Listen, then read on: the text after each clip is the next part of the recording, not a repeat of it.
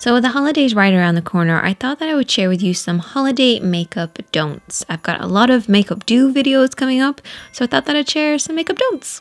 So the very first one is to moisturize. Moisturizer is key. You don't always need a primer, but you do always need to apply a moisturizer. This will help your makeup go on better, last longer for you, just the same way as primer does. But primer does a little bit of a better job, but just don't skip moisturizer. Super important. When choosing a foundation, we all know that it has to match your neck, but if you're going to use fake tan this time of year, make sure that it matches perfectly. Don't feel like you need to go darker, which is a very easy mistake to make. If your face is darker than your neck and chest, it actually makes your face look larger, fuller, and kind of bloated. So go a little bit lighter if you have to, and don't apply too much. Use concealer for any areas that you need extra coverage. A thick layer of foundation will not last as long as a thin layer plus concealer. When it comes to your brows, your typical everyday, all year round routine should work, unless you're going for a very dramatic look, but you don't usually fill in your brows, because neglecting your brows can actually throw off the balance of your eye makeup look. Just the same way as overdoing your brows can ruin a makeup look. The typical brow routine that you do all year should work, so just stick to that one.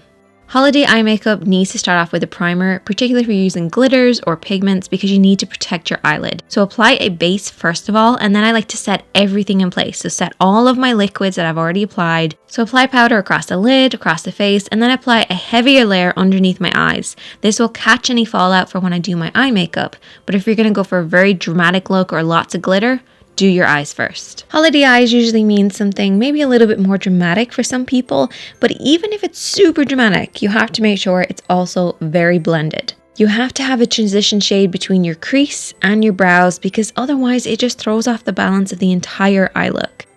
And look, I've made this mistake in the past as well. I see makeup artists still making this mistake, but you just have to make sure you have a transition shade to make it a lot easier for you. Glitter and pigments are always really popular this time of year, but it has to be the last thing you do once you've done your shading and shaping, especially if you're using a mixing medium. You want to apply a smooth, thin layer of your pigment. If you're going to apply dried shadows and pigments over the top of this, it could end up breaking and cracking. It'll be very uncomfortable on your eyelid, particularly if you've got sensitive eyelids like me.